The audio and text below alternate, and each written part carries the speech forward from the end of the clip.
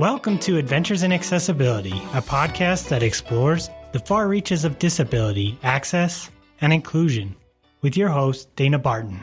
Hi, and welcome back to Adventures in Accessibility. On this podcast, we're speaking with Gail Hamilton.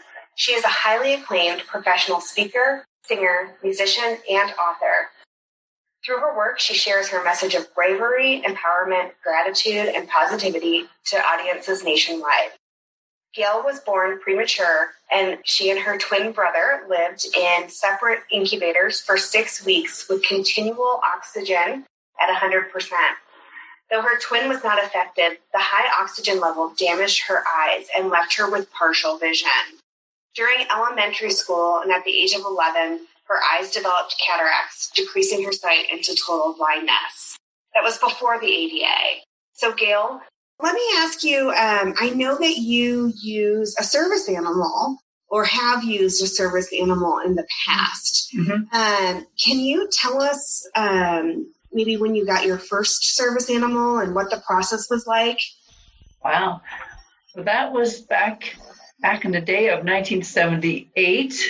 And I got, her name is Gretel. She was a shepherd, my first one.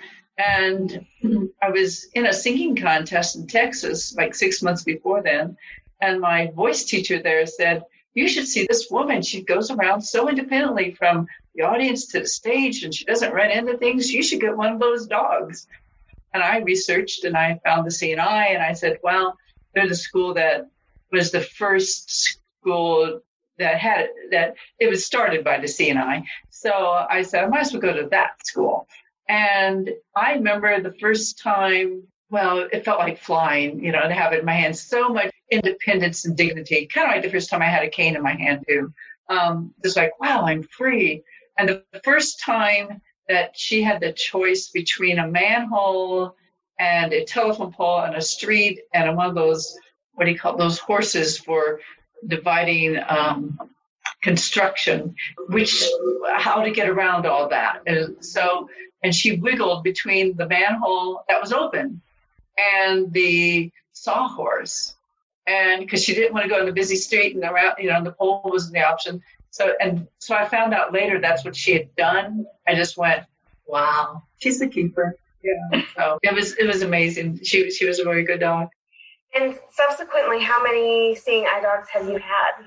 I've had 5, 2 shepherds, 1 golden, 1 kind of golden, 3/4 lab, 1/4 golden, and my last one was half and half golden and yellow lab. Right. And I know that you've had an experience where the general public or a person didn't fully understand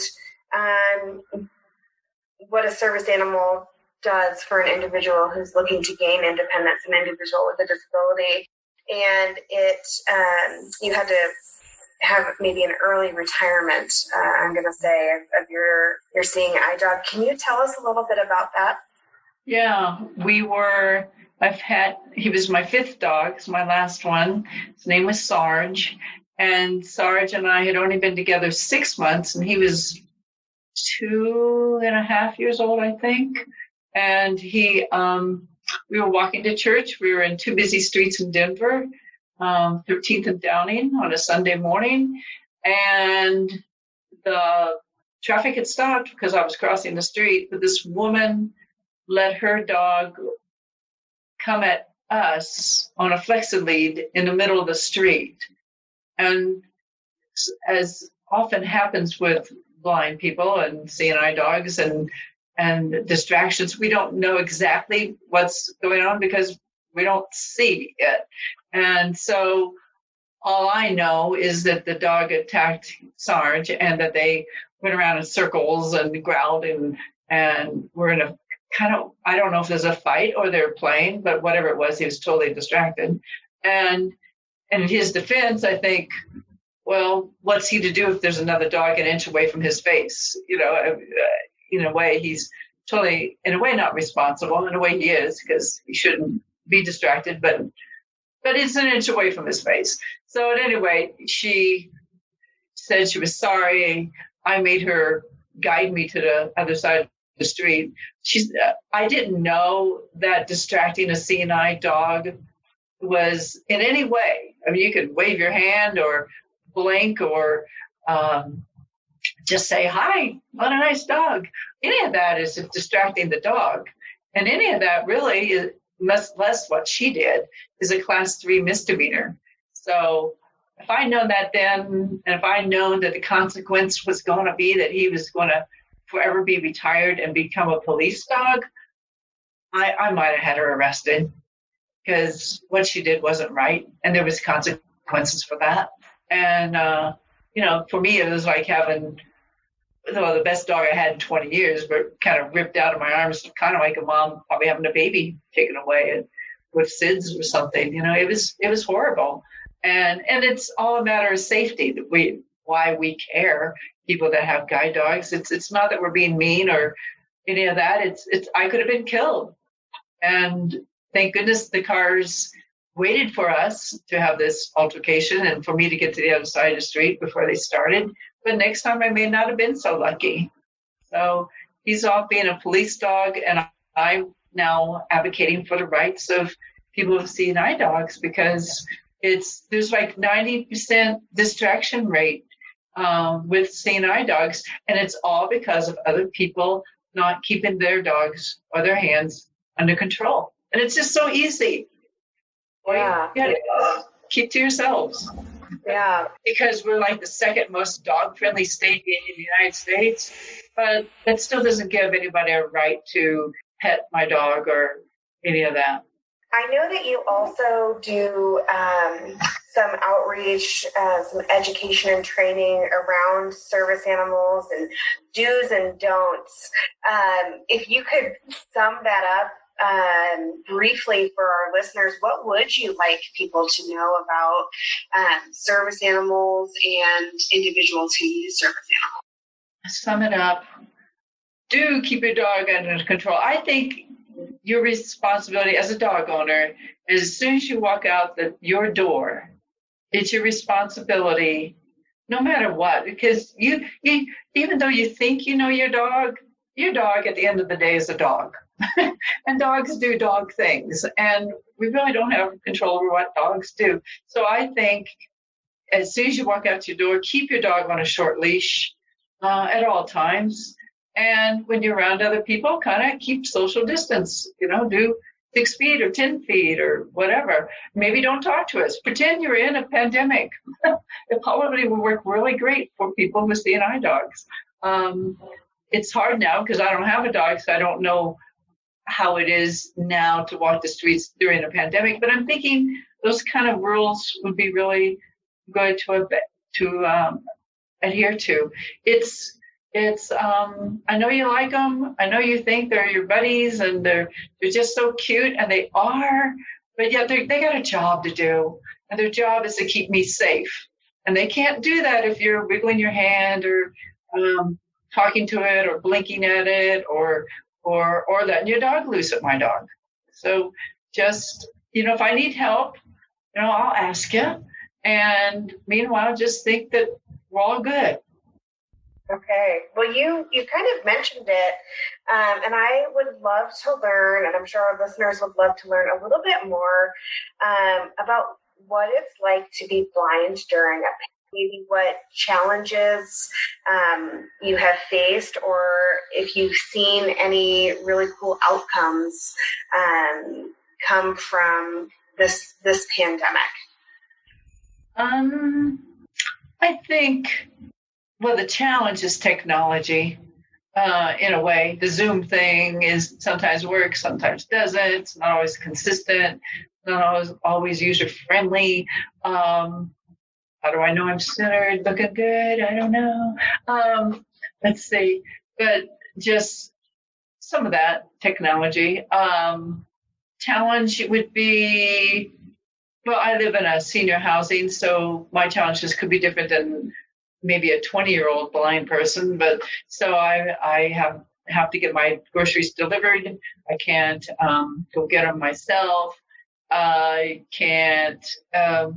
And I have them. I am fortunate. I live on the first floor, so I have people drop them off my balcony, which is kind of working. But before that, I'd go get them myself.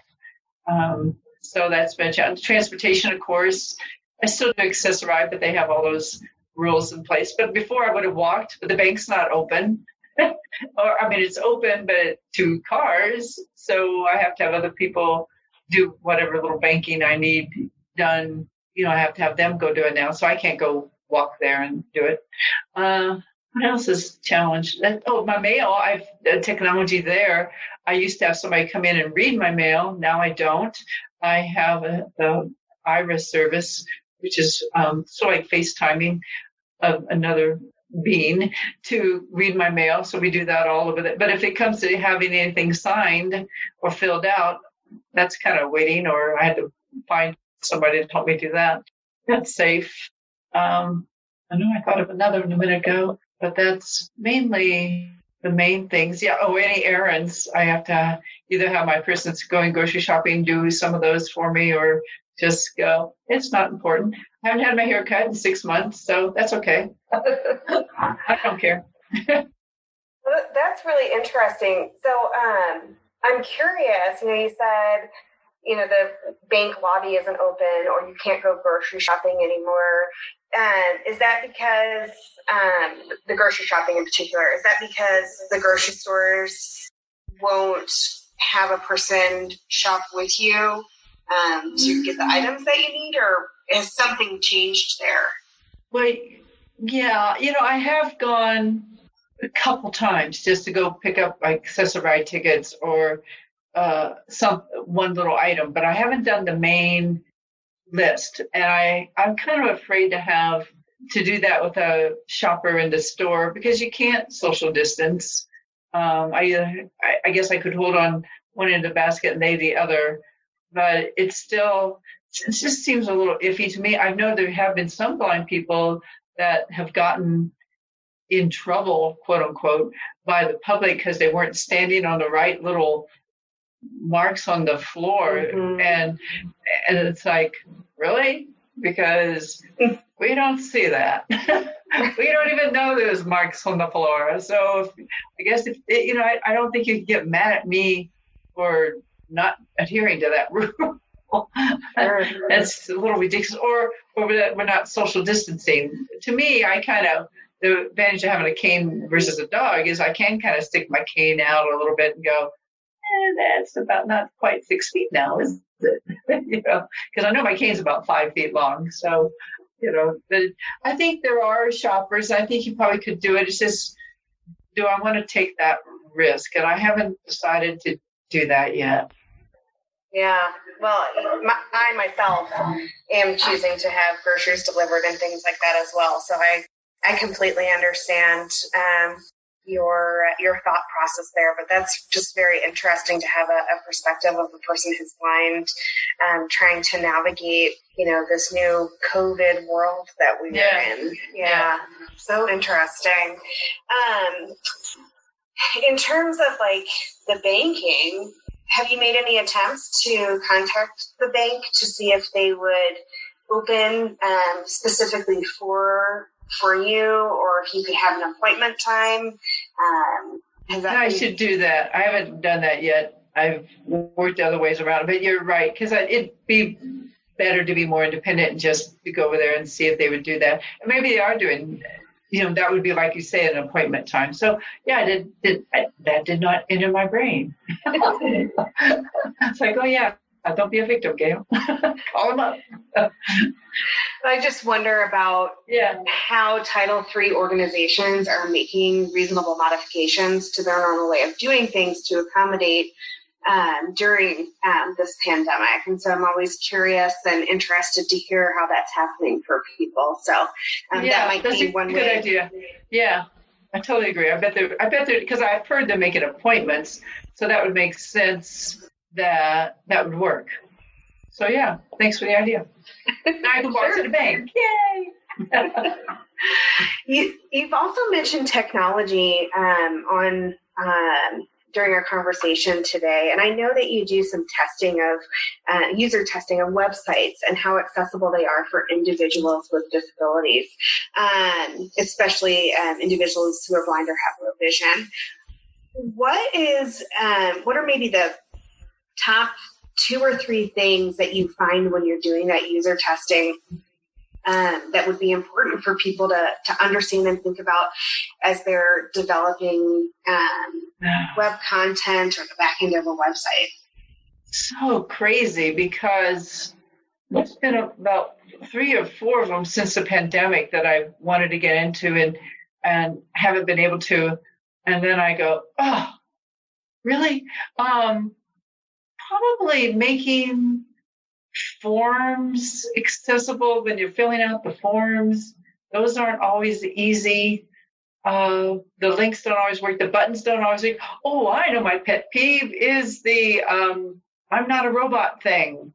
It's like, and they don't always have an audible for that.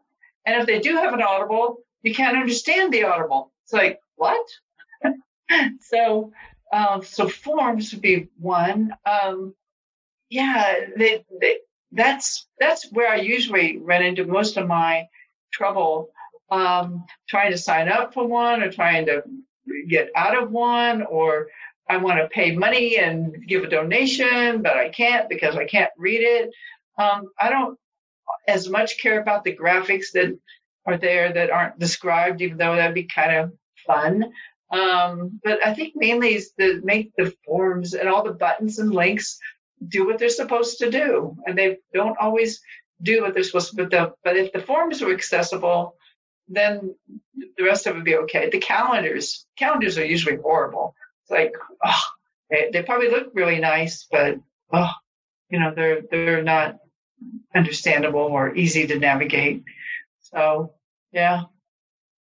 That's very, very interesting. I know we have a lot of listeners who work to put information out, and especially, again, during the age of COVID-19.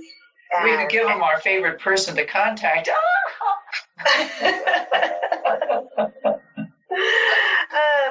That's what I do. I send them right on over. That's awesome. I want to shift gears just a little bit and talk to you about your career in music. And I'd love to hear about how you got involved in music, and if you could tell us about that, I think that would be really interesting. Well, I've always been kind of musically inclined. When I was first grade, I would make what I call waves on the piano. My grandma would say, "That's going pretty remote." And so when I came into 4th grade, my parents put me into piano lessons at the School for the Blind that I attended, and in Indiana. And I was there about 2.5 years.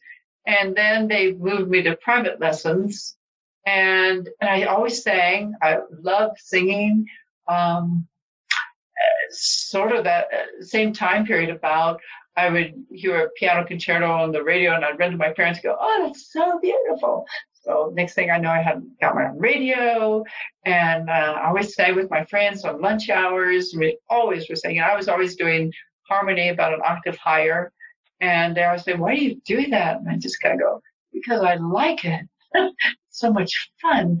And so then I moved into private piano lessons, and my teacher had to reteach me Braille music all over again. She was sighted, and I was her second, at the time, blind student. And she'd sit up with her husband every night learning the Braille music code, which is totally different than the reading code. And they take those same dots, and what would maybe be a TH in reading literary Braille would be a C quarter note in music. And you just have to know what that is, that you're now reading music. And it's a question mark in computer Braille, and it's a cedilla in French, and it's a CH sign in German Braille. So those same 4 dots can mean totally something different in the different languages that you're reading. So she spent hours learning the music code Braille so she could teach me. And then I had her all the way through high school. And then when I got to high school, I joined choirs, and then I joined, still took piano lessons. Oh, then I tried to get out of piano lessons by taking guitar. That didn't work out real well. But then I just took individual voice lessons because I just A, was trying to get out of piano, but B, I really loved to sing. And my first lesson, I was hitting a high C, and my teacher said, "Why are you doing hitting that? What are you doing being an alto?" And I said, "I don't know." And so I turned in from Gail the alto to Gail the soprano. Then I went to college and I majored in music. I had a voice major, piano, organ minors, and speech and English minors. And then I got a master's degree and performed in 2 operas. I was Mimi and La Boheme and Violetta La Traviata, and which were the lead roles. And that was very much fun. And then I had some discrimination coming along. So but besides that, then I came to Colorado and did some doctorate studies in music, and that didn't work out real well either due to some more discrimination. And so, but I didn't know to fight. And so then I switched and got a psych degree. But I've always done music. I still, I've taught piano for 40 years. Then I also, I guess the kind of the crowning, so to speak, moment of my music career was being the Miss Colorado Senior America Queen in 2013. And then I was the 4th runner-up in the nation in 2013 for the Miss Senior America pageant. So that was pretty cool. Wow, there's so much to unpack there. So first of all, Gail, I had no idea that there was Braille music, and I guess that just never occurred to me. And I think that's really, really special that you were able to have a teacher who would learn that in order to teach you. That's special. Pretty cool. Yeah. So you've mentioned a little bit of discrimination as it comes to your music career. What did that look like for you? Well, the first one was, and again, no ADA was around, or I didn't know about, even before ADA, probably, there are different organizations like the Federation for the Blind or maybe the council that, advocated for blind people, but I didn't know that. I didn't know anything about those. I grew up kind of sheltered, and basically though I'm blind, I went to a school for the blind for grade school, but the rest of it was, I was the only blind person in all the other schools I attended, and all my friends were sighted, and so I didn't know any other blind people, and I didn't know that blind people had rights. And so I entered this national competition for singers, and I won the state, and I won the regional, and I went to nationals. And the music was intense. It was like I had to know a whole opera in the original language, which I had to cram, and because I knew it in English, but I didn't know it in Italian. I had to learn. I had song recitals, like 2 complete recital programs, which probably had 20 songs in each. I had worked with orchestra. I had to work with concertos. I had to work oratorios, and there's like 50 different pieces of music at least that I had to be able to sing on demand, and not knowing what they would ask. And so I went to this competition. It was a national one. There were 7 other people, or 6 other ones besides me, competing. I was the only blind person. And I got on stage, and immediately the judge saw that I was blind, because I came in on my hand on the arm of my accompanist, didn't use the dog. I don't know why we decided not to do that. Maybe we just thought it would be better without, but either way, she would have seen I was blind. And so I sang. She chose the most easy song she could choose for me out of my repertoire. And I kind of went, well, that's kind of weird on a national level to choose, be like somebody singing Mary Had a Little Lamb compared to singing the national anthem. I don't know. I couldn't think of something hard, but it was just so ridiculous. And so we walked off stage. I burst into tears because I knew. And my accompanist went up and looked at the critique sheets. And it said at the top, how do you expect to have a career in singing when you're blind? I was devastated. It took me like a year to get over that. Because I was a kid that was abused mentally and physically by my parents. And so my thought process has always been that anybody sighted, it has more power or is right compared to me. So part of me, I didn't fight because I was always afraid of getting hurt worse. So that came to play in this when the judge's word is final. She's God. She was sighted. She has all power. And surely she's right. And how can I have a career when I'm singing when I'm blind? And I believed her. And I basically kind of stopped. I didn't really stop, but certainly the momentum of my singing career kind of changed direction and kind of ceased. That's when I went to the doctorate in music in Boulder, here in Colorado here. And they said it was after 5 years of teaching me, not even the first year, they accepted me into the program. I went through all the classes, but then when it came push to shove at the end for the final test to be made, and they said, oh, we can't test you because you're too hard to teach. Why didn't they say that back at the beginning? So, but again, I didn't fight.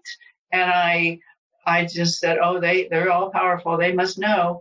And I quit that program. And then I actually went for a degree in psychology and counseling. And again, after 5 years, there's a pattern here. But again, after 5 years, I got all A's in my classes. And I have some part to play in this. I wasn't, I had an internship that didn't go very well, and I didn't speak up right away, and I didn't handle it very professionally. And I'll acknowledge that piece of it. But they said after 5 years, I'm sorry, you can't be a psychotherapist, and you have to go away and take 7 years out and do all this stuff that demands were not even, they wouldn't do that to any other student. It had sight, but they were trying to get rid of me, and it was evident. But I took them to mediation, and because by that time I'd started doing some psychotherapy, and after 2 rounds of mediation, I was ready to take them to the media because I really was ready to fight for this one because I got it. It wasn't fair. And this is like the 3rd time is not charm. And so I took them to mediation and I won. So that was my first time really for me standing up for myself. And so that was when was that? That was in 92,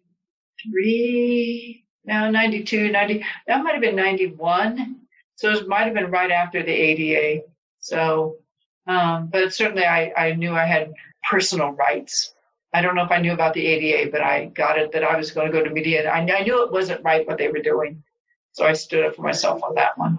So since the passage of the ADA, we're just hitting the 30th anniversary of the ADA. What improvements have you seen, and where have you seen improvements thanks to the ADA in how you are able to live your everyday life? I think, discrimination, they can't outright say, we're discriminating against you. Of course, they probably couldn't say it back then either, but it's done so subtly nowadays.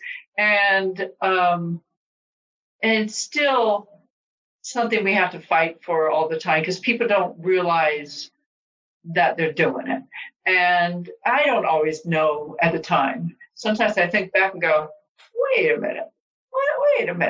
Is that because I'm blind or are you doing that to everybody else? It's tricky. And then I don't know if I'm going to answer this in a positive light that you intended that to be, because there's still 60% unemployment in the blind community.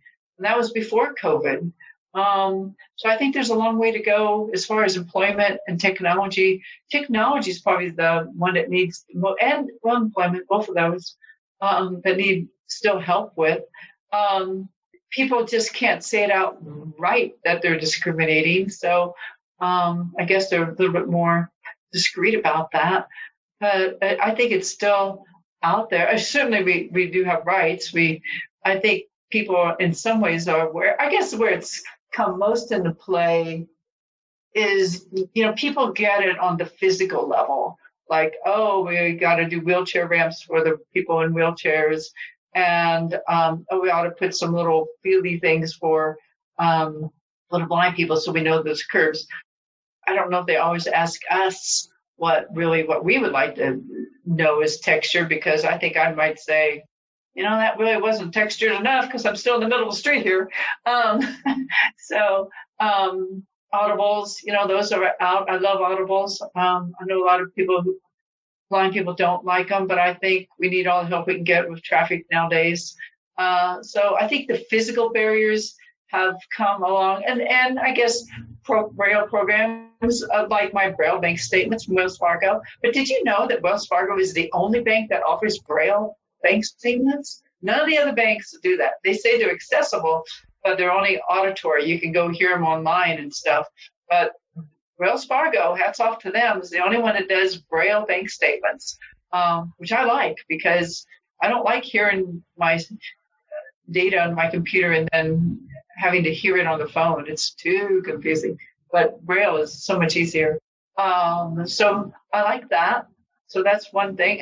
And certainly Braille program and audio description. How cool is that? Way better than ever watching a movie without audio description. So that's a nice thing about ADA. I guess I thought of some good things. Programs in theaters and stuff. That's nice. But we have the psychological to go through, I think, yeah. Right. And, you kind of mentioned, people are maybe more discreet about discriminating, but do you think that it's more of an implicit bias versus an explicit bias, where society or media has programmed us to study a society and be part of a society where disability isn't shown as much. And so it's not an outright discrimination. It's implicit to who people are. I think somewhat of it too. I'm going to say this, so I don't know if this is a response to that, and the discrimination, for example, a lot of people say they didn't even know, like they didn't know about CNA dogs. They didn't know about blind people. They've never seen a blind person. I don't know how many of us are blind, but there's sort of enough of us out there. But they're like uninformed. So I think some education certainly, and sometimes I know they don't mean to do it, and yet they do. There's times I'm in meetings and I'll be in a meeting and I'll be sitting there, and then somebody will turn to me and say, well, here's what they just said, blah, blah, blah, blah, blah. And they'll repeat the whole thing. It's just like, really? My ears still work. I'm pretty intelligent. I have 2 master's degrees. I think I, absorbed all that information. But I can't say it right then and there because, then they go on. But then they keep turning to me and doing that. It's so subtle that they think just because I'm blind, I don't have any brains. It's really crazy. And in languaging, and I didn't even get this until about a week ago when I attended the National Federation for the Blind's convention. And evidently in 1993, they changed their wording to not even say, which I was so careful in my book to say, people who are blind and or visually impaired. All the way through my book, people who are blind and or visually impaired, which took a lot of words. Now, I've come to find out that in 1993 that they took that away and they just say blind people, which is way shorter. But the impaired part of that sentence means like we're being compared to somebody who is sighted. So visually impaired means like I'm not living up to somebody who does have vision. Therefore, I am less than somebody with sight. And I don't think I ever thought about that. But we don't say leg impaired or heart impaired or brain impaired, but we say visually impaired. So what, and it got me to thinking about that. It's like, wow, that's a subtle discrimination. And then even to go as far as we always say when we're holding onto the arm of somebody who is sighted, we call them a sighted guide. And I've said that all my life. And that is implying they have sight. They're the only ones that are capable of guiding me. And they are, because they have sight, they're superior, kind of. And I thought, okay, I can kind of see that. Because a blind person could guide another blind person. I have done that. And you just got to be really careful when you do that. That could be disastrous. But, they said, well, you have dog guides. Why not human guides? And I kind of went, okay, I can hear that. So it's interesting, just the language we use and how that shows how we see or don't see. I think blindness is really hard because our society is so visual. And if we can, as sighted people, I think it's hard to imagine how somebody without sight goes to the store, gets her mail ready, has 2 master's degrees, gets on Zoom, whatever. How do we do just daily life? Much less, how do we have a job? And I've had people say to me, how would you get out in case there was a fire? And I think to myself, well, how do you get out in case there's a fire? I don't know. Never had that happen, but I guess I'd stay away from the heat and the smoke and go in the opposite direction. So it's weird. Well, and I get it. They just don't understand, but it's so visual, I think, our society. And I don't know if that answered your question. So, Gail, you mentioned your book. Tell us a little bit about your book, what it's about, and where people could find it. My book is Soaring into Greatness, A Blind Woman's Vision to Live Her Dreams and Fly. It came about because I knew I had a story to tell, and I just had to write it. Took me 10 years, 10 drafts, but I finally got it out. Has some discrimination there too. I was being funded by the rehab system, and then they took that away right at the end. So I had to go sing a couple concerts to get the funding, but I did, and because I like overcoming. I don't like it when somebody says I can't do something. It's like, oh really? Huh? Watch me. I'm going to be Miss America. I'm going to sing in 2 operas. Yeah, am I doing a blind person? Yep. I built my own Habitat for Humanity house and, spent 200 hours hammering and spackling and being on the roof and all kinds of things. So I love doing things. But my book, it's the story. So it's the story of my first 60 years of my life from birth through the pageant. And it shows how I changed from being the victim of my circumstances to the creator of my destiny. And I always tell people when they finish it, we can have lunch. Nobody's taken me up on that yet, but I'm waiting. And you can find it on Amazon, on Audible, and for blind people, for BARD, the local library. All right. And if people, if our listeners wanted to connect with you via social media, do you do social media? Sort of, but yeah, I'm on Facebook, LinkedIn. I have a YouTube channel. I have blogs on my website, and I have Pearls of Wisdom that people can sign up for. That's through my website, which is Soaring into Greatness. Awesome. Well, I think your story, the things that you've overcome, the way that you've adapted is certainly relatable. And I think our listeners will want to get in touch with you. So, Gail, I appreciate your time today. And I hope that, as more people are educated as to their responsibilities and their requirements under the ADA, that we can continue to improve upon life for individuals with disabilities and individuals who are blind, to make it so that you can be as integrated as possible into everyday life. Yeah, thank you. Yeah, I heard it said last week about having high expectations for people who are blind versus low expectations for us. So just expect the best from us, and we'll live up to that standard, I'm sure. Absolutely. You've raised that bar. So kudos to you, Gail. We've enjoyed speaking with you, and thank you so much for your time. You're so welcome. Thank you for having me. Thank you for listening to this week's episode of Adventures in Accessibility. Tune in next time for another dive into the unknown.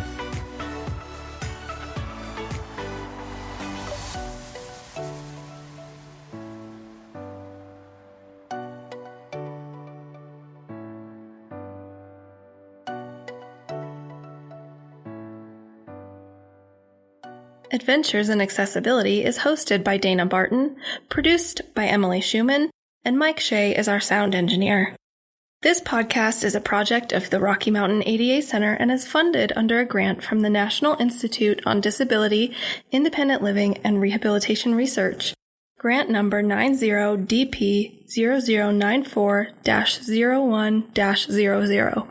This production is intended solely for entertainment and informal guidance and should not be considered legal advice. The opinions expressed by guests are not necessarily held or endorsed by the Rocky Mountain ADA Center.